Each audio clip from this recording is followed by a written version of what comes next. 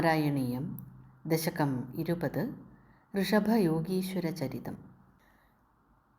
പണ്ടു പ്രിയവ്രതപുത്രനാമാഗ്നിധ്രനുണ്ടായി നാഭിയെന്നുള്ള പുത്രൻ. അങ്ങയെ പ്രീതിപ്പെടുത്തുവാൻ തക്കതായങ്ങവൻ യാഗമൊന്നാരംഭിച്ചു. യാഗം മുഴുമിപ്പതിന്നു മുൻപേ തന്നെ ആഗമിച്ചു ഭവാനിഷ്ടമേകാൻ.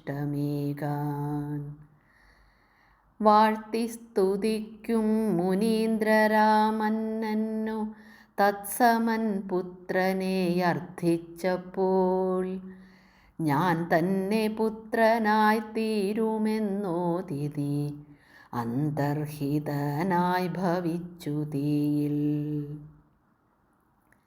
ജാതനായി നാഭിതൻ ഭാര്യയാം മേരുവിൽ നീതാൻ ഋഷഭനെന്നുള്ള പേരിൽ. മാഹാത്മ്യമേറും അസാധാരണ ഗുണവ്യൂഹത്താലേവർക്കും മോദമേകി. മന്നിൻ്റെ ഭാരം ത്രിലോകവും താങ്ങിടും നിന്നിൽ സമർപ്പിച്ചു നാഭിയന്നാൾ. തൻ പ്രിയയോടും തപോവനം പ്രാപിച്ചു നിൻ പദം സേവിച്ചു നാൾ കഴിച്ചു. ആയുസ്സറുതിയിലാനന്ദദായകമായ നിൻ ധാമത്തിലെത്തി പോലും.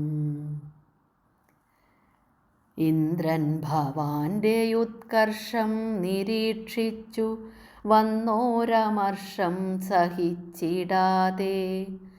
വർഷം പൊഴിച്ചതേയില്ല ജനാഭമാം വർഷത്തിൽ അന്നു നീ കൂസിടാതെ.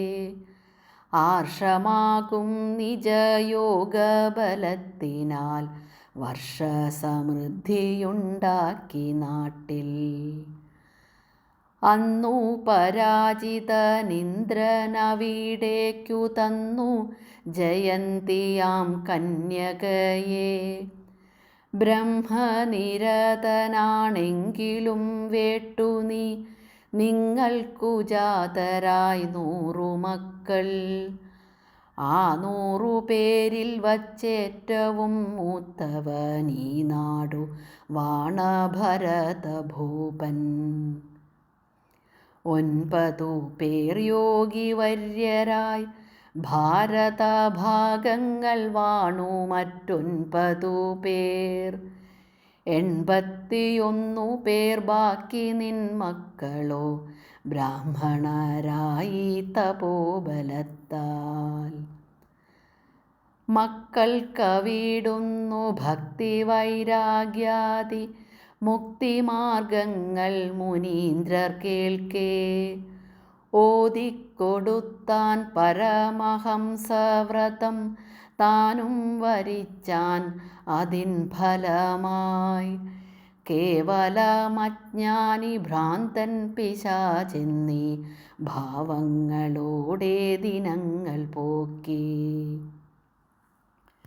ബ്രഹ്മത്തിനൊപ്പമായെങ്കിലും അന്യർക്കു ബ്രഹ്മോപദേശം കൊടുത്തുകൊണ്ടും ലോകർ വെറുപ്പോടകറ്റിയിട്ടു മതിൽ രാഗദ്വേഷാദി വികാരമന്യേ. തീർത്തുമാത്മാനന്ദമഗ്നനായും ഭവാൻ പാർത്തട്ടിലെങ്ങുമേ സഞ്ചരിച്ചു. ആഹാരമന്യേ പെരുമ്പാമ്പു പോലെയും കാക്കപോൽ കിട്ടിയതാഹരിച്ചും. ഗോമൃഗവർഗം പോൽ ശാന്തനായും ഭവാൻ ബ്രഹ്മസ്വരൂപനായി നാടു ചുറ്റി. ഒട്ടേറെ നാൾ കഴിഞ്ഞാ കുടകാദ്രിയിൽ കാട്ടുതീയിൽ ദഹിപ്പിച്ചു ദേഹം. ശ്രീലമാം തൻ പദം പ്രാപിച്ച നീ എൻ്റെ മാലകറ്റേണമേ മാരുദേശ. ഓം വാസുദേവ